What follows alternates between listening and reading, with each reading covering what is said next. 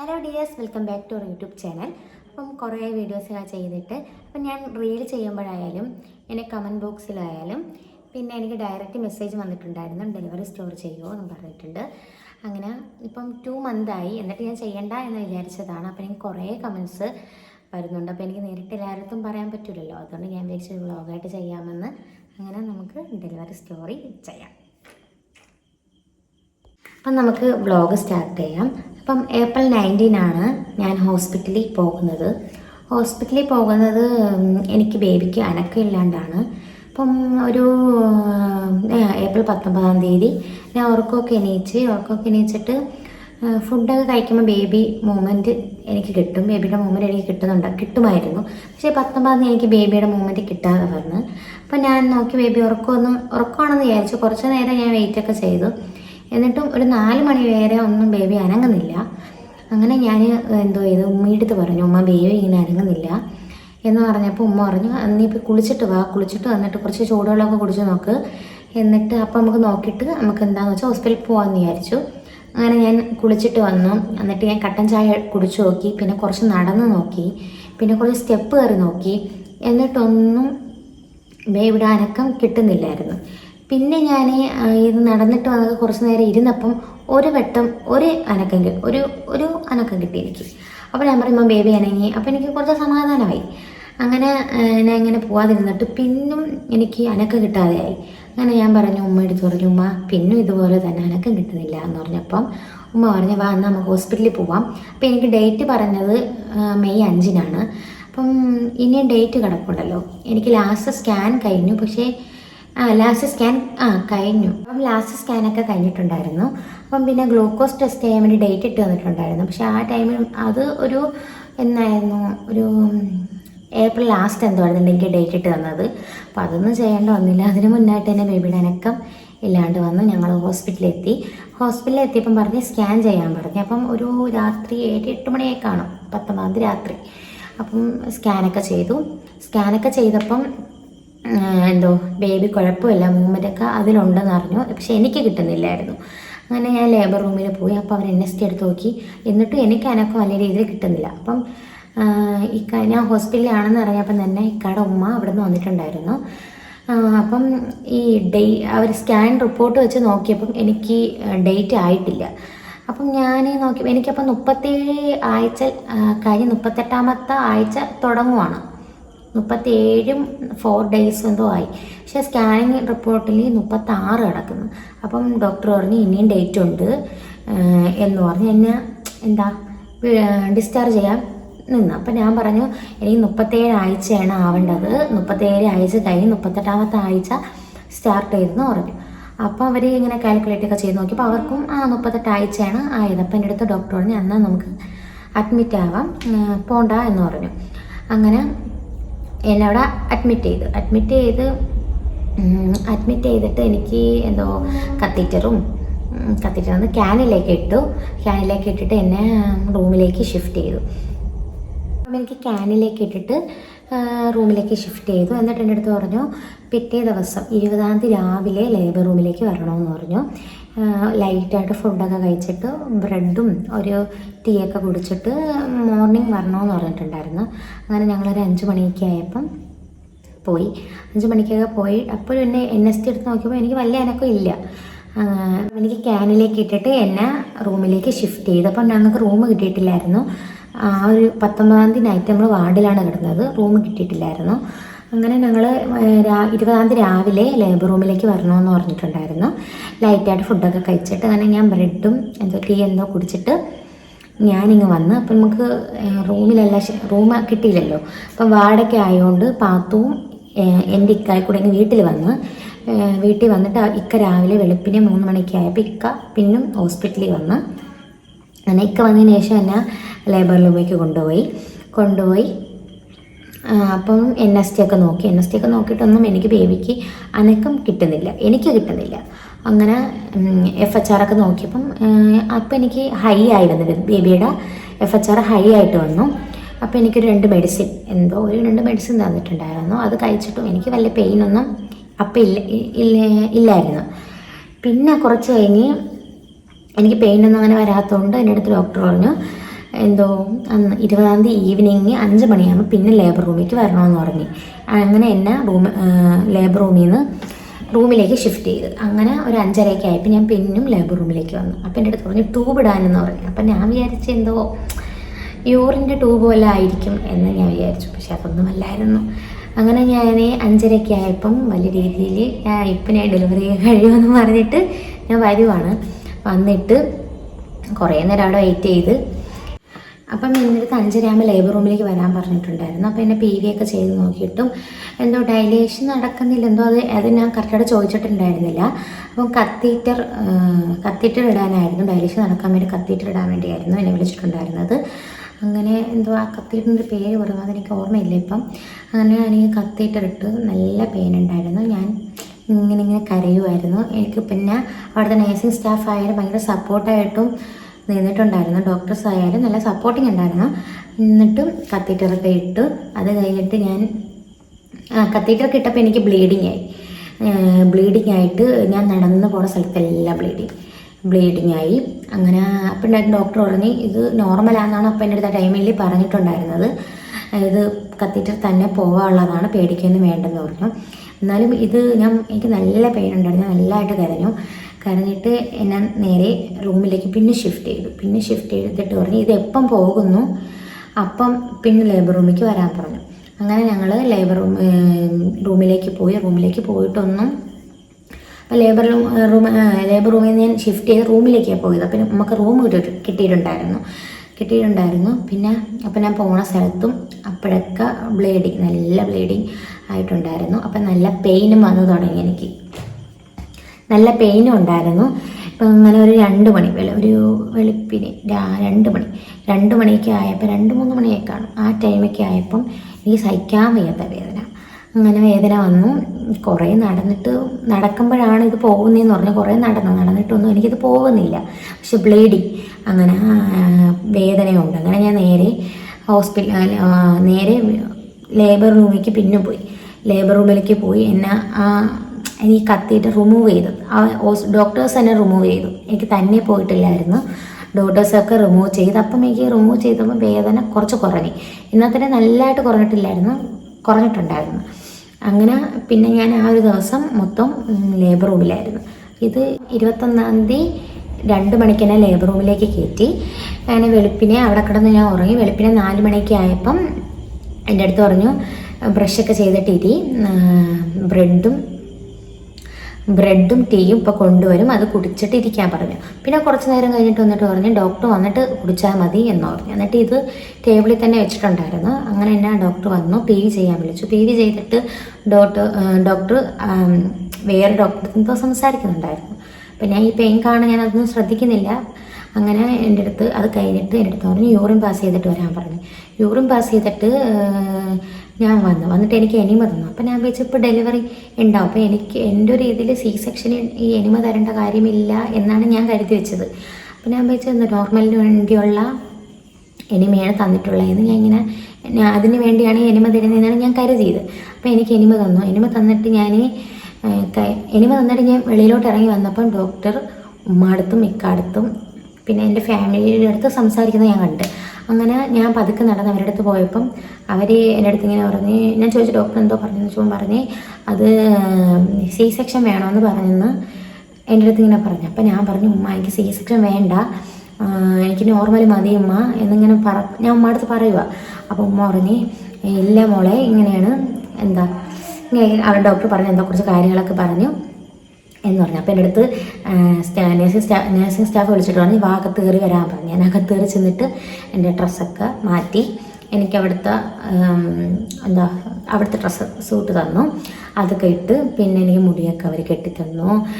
എന്നിട്ടിപ്പോൾ ഞാൻ കരയുന്നുണ്ടായിരുന്നു. അപ്പോൾ എൻ്റെ ഡോക്ടർ വന്നിട്ട് പറഞ്ഞു എന്തിനാണ് കരയുന്നത്, നീ കരഞ്ഞാൽ ഞാൻ ചെയ്യത്തില്ല, വിഷമിക്കണ്ട എന്നെ അങ്ങനെ കുറേ സമാധാനിപ്പിച്ചു. എല്ലാവരും ഓപ്പറേഷൻ വേണമെന്നാണ് പറയുന്നത്, നീ എന്ത് ഇങ്ങനെ തന്നെ നിൽക്കുന്നത്, കുറേ വേദന സഹിച്ചില്ലേ, ഇനിയെങ്കിലും നമുക്ക് ഓപ്പറേഷൻ ചെയ്യാമെന്ന് പറഞ്ഞു. അപ്പോൾ ഞാൻ കരയുന്നുണ്ടപ്പോൾ ഡോക്ടർ കുറേ എൻ്റെ അടുത്ത് വന്നിരുന്നിട്ട് അപ്പോൾ ഒരു വെളുപ്പിനെ ഒരു 5:30-6 മണിയായിക്കാണ്. ആ ടൈം കുറേ എന്നെ സമാധാനിപ്പിച്ചു. എൻ്റെ ഡോക്ടർ പ്രസന്ന വേണുഗോപാലായിരുന്നു. അങ്ങനെ കുറേ സമാധാനിപ്പിച്ചു. എന്നിട്ടും നേഴ്സ് സ്റ്റാഫായാലും മീൻസ് ആ ലേബർ റൂമിൽ ഞാൻ മാത്രമേ ഉള്ളായിരുന്നു അവിടെ പേഷ്യൻസ് ആയിട്ട്. അപ്പോൾ എന്നോട് എല്ലാവരും ഭയങ്കര കെയർ ആയിരുന്നു. എല്ലാവരും എന്നെ സമാധാനിപ്പിച്ചു. ഡോക്ടർ വന്ന് എൻ്റെ അടുത്ത് ഇങ്ങനെ പറഞ്ഞപ്പോൾ ഞാൻ കുറച്ചൊന്ന് കൂളായി. അപ്പോൾ അനസ്തേഷ്യ ഡോക്ടർ വന്നു, എൻ്റെ ഹിസ്റ്ററി മൊത്തം എടുത്തു. ഞാൻ ഹിസ്റ്ററി എല്ലാം പറഞ്ഞു കൊടുത്തു. അത് കഴിഞ്ഞിട്ട് ഞാൻ പറഞ്ഞു ഉമ്മാനെയൊക്കെ ഒന്ന് കാണണമെന്ന് പറഞ്ഞ്. അങ്ങനെ എന്നെ കൊണ്ടുവരുന്ന ക്ലിപ്പ് ഞാൻ ഇവിടെ ആഡ് ചെയ്യാം. അങ്ങനെ ഉമ്മയൊക്കെ കണ്ടിട്ട് ഞാൻ നേരെ ഓപ്പറേഷൻ തിയേറ്ററിൽ. അപ്പം എൻ്റെ ലൈഫിൽ ഞാൻ ആദ്യമായിട്ടാണ് ഈ ഓപ്പറേഷൻ തിയേറ്റർ കാണുന്നത് തന്നെ. കാണുന്നത് ഞാൻ ഫസ്റ്റ് ടൈമാണ്. അതിനൊക്കെ എനിക്ക് ക്യാനിലിടുന്നതിലും കത്തീറ്റർ ഇടുന്നതൊക്കെ ഫസ്റ്റ് ടൈമാണ്. ഞാൻ ഇതിനു മുന്നേ ഒരു എക്സ്പീരിയൻസ് എനിക്കില്ലായിരുന്നു. എനിക്ക് ഒരു ഇതായിട്ടും എനിക്കിങ്ങനെ വന്നിട്ടില്ല. പിന്നെ ഈ കൺസീവായ ടൈമിൽ ഒരു വട്ടം എന്തോന്ന് ഞാനിങ്ങനെ ക്യാനിൽ ഇട്ടിട്ടുണ്ടായിരുന്നുള്ളൂ. അപ്പം എനിക്ക് ഭയങ്കര പേടിയുണ്ട് ക്യാനിലിടാൻ. കത്തീറ്ററൊക്കെ ഇട്ടപ്പോൾ ഞാൻ 2 കത്തീറ്റർ, യൂറിൻ കത്തീറ്ററും ഇട്ട് ഡയലേഷൻ കത്തീറ്ററും ഇട്ട്, ഞാൻ 2 കത്തീറ്റർ ഇട്ടിട്ടുണ്ടായിരുന്നു. അങ്ങനെ ഞാൻ ബേബി കരയും. അതിൻ്റെ ആരും നമുക്ക് സ്റ്റോറി പറയാം. നീ വന്ന സ്റ്റോറി പറയാം.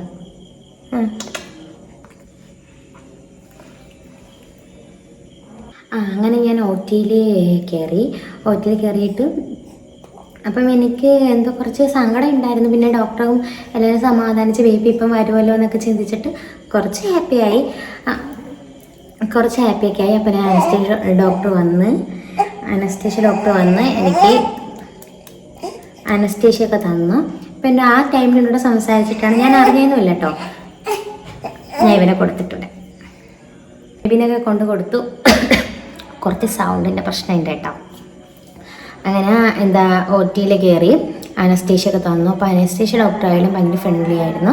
എല്ലാവരും എൻ്റെ കൂടെ കൂളായിട്ടൊക്കെ സംസാരിച്ചു. അങ്ങനെ അനസ്തേഷ്യൊക്കെ തന്നു.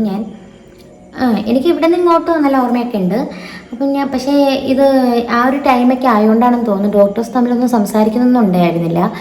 ഞാൻ എൻ്റെ മെയിൻ ഡോക്ടർ വന്നിട്ടുണ്ടെന്ന് പോലും ഞാൻ അറിഞ്ഞില്ല. അപ്പം കുറച്ച് കഴിഞ്ഞ് ഞാൻ ഇതിങ്ങനെ ഒരു അനക്കമോ ഒരു സിസേഴ്സ് എടുക്കുന്നതായിട്ട് ഒരു സൗണ്ട് ഞാൻ കേൾക്കുന്നില്ല. അപ്പം ഞാൻ വിചാരിച്ചത് തുടങ്ങിയോ എന്നിങ്ങനെ ചിന്തിച്ചുകൊണ്ട് കിടക്കുക. കുറച്ച് കഴിഞ്ഞപ്പോൾ എന്നെ ഇങ്ങനെ വയറ്റിൻ്റെ അവിടെ നിന്ന് ഇങ്ങനെ പുഷ് ചെയ്യുന്ന ഒരു ഇത് കേട്ടു, ഇങ്ങനെ പുഷ് ചെയ്യുന്നു ഇങ്ങനെ. അപ്പം എനിക്കിങ്ങനെ മനസ്സിലായി ബേബി വന്നെന്ന് എനിക്കുള്ളത് മനസ്സിലായി. ഞാൻ ഇതിന് മുന്നേ ഈ സെക്ഷൻ ചെയ്ത ചേച്ചി ചോദിച്ചിട്ടുണ്ടായിരുന്നു. അപ്പോൾ ചേച്ചി ഇങ്ങനെ പറഞ്ഞിട്ടുണ്ടായിരുന്നു എൻ്റെ അടുത്ത്. അപ്പം എനിക്കിങ്ങനെ ബേബി വന്നെന്നുള്ളത് അപ്പോഴാണ് എനിക്ക് കത്തിയത്. അങ്ങനെ ഇങ്ങനെ എടുത്തതിനെ ബേബി എനിക്ക് കാണിച്ചത്. അപ്പോൾ ഒരു ടൈമിൽ ബേബി കരഞ്ഞില്ല. ഒരു സെക്കൻഡൊക്കെ കഴിഞ്ഞപ്പം 1-2 സെക്കൻഡൊക്കെ കഴിഞ്ഞപ്പം ബേബി കരഞ്ഞു. അപ്പം തന്നെ എടുത്ത് ചോദിച്ചു കൊടുക്കട്ടാന്ന് ചോദിച്ചു. അപ്പം എൻ്റെ അടുത്ത് ഇങ്ങനെ ബോയിയാന്ന് പറഞ്ഞപ്പോൾ ഞാൻ ചോദിക്കും ബോയ് ആണോ. അപ്പം എൻ്റെ അടുത്ത് 3 പ്രാവശ്യം ബോയ് എന്ന് പറഞ്ഞു. എന്നിട്ടും ഞാൻ ബോയ് ആണെന്ന് ഞാൻ വിശ്വസിക്കുന്നില്ല.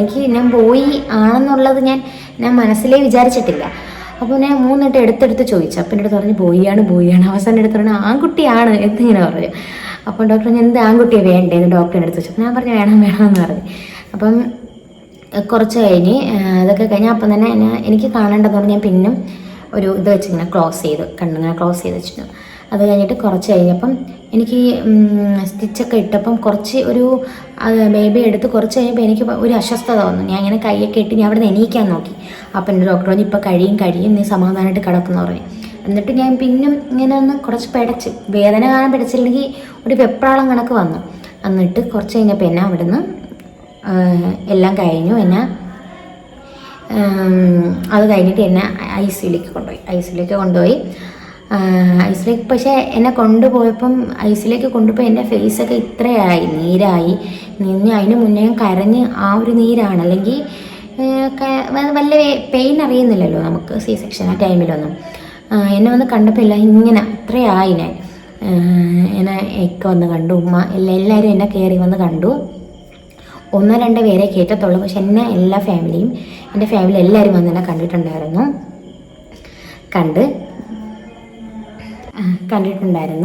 അങ്ങനെ അപ്പം ഞാൻ ഈ 20-ാം തീയതി രാത്രിയാണ് ഞാൻ കുറച്ച് ഫുഡ് കഴിക്കുന്നത്. ഈ കത്തീറ്റർ ഇട്ടതിന് ശേഷം ഞാൻ ഫുഡ് കഴിച്ചിട്ടില്ല. അപ്പം എനിക്കാണെങ്കിൽ വെള്ളം കുടിച്ചോളാൻ വയ്യ. എന്നിട്ട് ഒരു വെള്ളം തരില്ല എന്ന് പറഞ്ഞ് ഞാൻ പറഞ്ഞു ഇച്ചിരി വെള്ളം എന്താ, എന്നിട്ടൊന്നും വെള്ളം തരത്തില്ല എനിക്ക്. അങ്ങനെ ഞാൻ ഈ ടൈമാവും എങ്ങനെയെങ്കിലും എനിക്ക് പുറത്തിറങ്ങിക്കോളാൻ വയ്യ അവിടെ നിന്ന്. അങ്ങനെ ഞാൻ എങ്ങനെയെങ്കിലും ഞാൻ ചോദിച്ചു ഒരു വിധത്തിൽ വെള്ളം തരത്തില്ല. അങ്ങനെ പിറ്റേ ദിവസമായിട്ടും എൻ്റെ ഡെലിവറി 7 സംതിങ്ങിനൊക്കെ കഴിഞ്ഞ്. അപ്പോൾ പിറ്റേ ദിവസം 7 മണിയാകുമ്പോൾ എന്നെ ഇറക്കണ്ടേണ്, എന്നെ ഇറക്കുന്നില്ല. അപ്പം ഞാൻ ഇങ്ങനെ പറഞ്ഞുകൊണ്ടിരിക്കുക, എന്നെ ഇറക്കുന്നു, എനിക്ക് എല്ലാവരും കാണണം, ബേബിനെ കണ്ടില്ല. അതിൻ്റെ ഇടയ്ക്കിട്ട് 2 വട്ടം ഫീഡ് ചെയ്യാൻ വേണ്ടി ബേബിയെ കൊണ്ടുവന്നിട്ടുണ്ടായിരുന്നു. അപ്പം ഞാൻ ICUലായതുകൊണ്ട് ബേബി NICUൽ വെച്ചിട്ടുണ്ടായിരുന്നു, ഒരു ദിവസം വെച്ചിട്ടുണ്ടായിരുന്നു. അങ്ങനെ ഞാൻ റൂമിലോട്ട് വരുമ്പം കൊച്ചിനെ കൊടുക്കാമെന്ന് പറഞ്ഞിട്ടുണ്ടായിരുന്നു. എന്നാൽ ഞാൻ ഇറക്കാൻ പറഞ്ഞിട്ട് എന്നെ ഇറക്കുന്നില്ലായിരുന്നു. എന്നെ ഇറക്കാത്തതെന്ന് പറഞ്ഞാൽ എൻ്റെ പ്രശ്നം, മാമിനെ വന്ന് കണ്ടിട്ട് ഇറക്കത്തോളം എന്ന് പറഞ്ഞിട്ടുണ്ടായിരുന്നു. അപ്പോൾ മാമിനെ അന്ന് കുറച്ച് തിരക്കായതുകൊണ്ട് വന്ന് കാണാൻ പറ്റിയില്ല. അങ്ങനെ ഞാൻ ഇങ്ങനെ ചോദിച്ചുകൊണ്ടിരുന്നതുകൊണ്ട് ICUലെ സ്റ്റാഫ് മാമിനെ വിളിച്ചിട്ട് ചോദിച്ചു, ഇങ്ങനെ അൽഫി പുറത്തിറങ്ങണമെന്ന് പറയുന്നു, ഇറക്കട്ടാന്ന് ചോദിച്ചപ്പോൾ മാം പറഞ്ഞ് എന്നാൽ ഇറക്കിക്കോ എന്ന് പറഞ്ഞു. അങ്ങനെ എന്നെ 1 മണി എന്തോ ആയി, 1-2 മണിയായി എന്നെ ഇറക്കിയപ്പോൾ. എനിക്ക് മുന്നേ C-സെക്ഷൻ കഴിഞ്ഞവർക്കൊന്നും അവരെയൊക്കെ ഇറക്കി, എന്നെ ഇറക്കിയില്ല. എൻ്റെ ഡോക്ടർ വരാത്തതുകൊണ്ടാണ് എന്നെ ഇറക്കാൻ. അങ്ങനെ എന്നെ ഇറക്കി. അപ്പം ഞാൻ കുറച്ച് എണീച്ചിരിക്കാനുള്ളൊരിതായി. ടൈം ഒരു ദിവസം കഴിഞ്ഞല്ലോ. അപ്പോൾ ഞാൻ കുറച്ചൊന്ന് എണീച്ചിരിക്കാറായി. എന്നെ പുറത്തിറക്കിയപ്പോഴാണ് ഞാൻ ബേബി സത്യത്തിൽ നല്ല രീതിയിൽ കാണുന്നത്. അതിന് മുന്നേ ഇരുട്ടല്ലേ, അത്ര കാണാനൊന്നും പറ്റത്തില്ലായിരുന്നു. അങ്ങനെ ഞാൻ ബേബിനെ കണ്ടു. അങ്ങനെ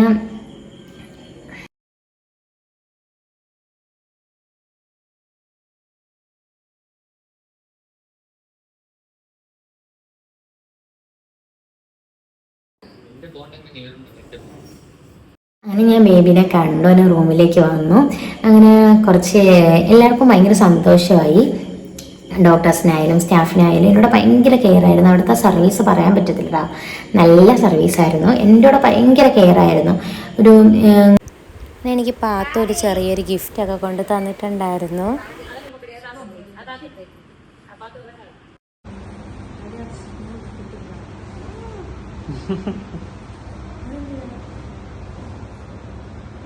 ഞാൻ റൂമിലേക്ക് വന്നിട്ട് ഡോക്ടർ വന്നു, എന്നെ കണ്ടു.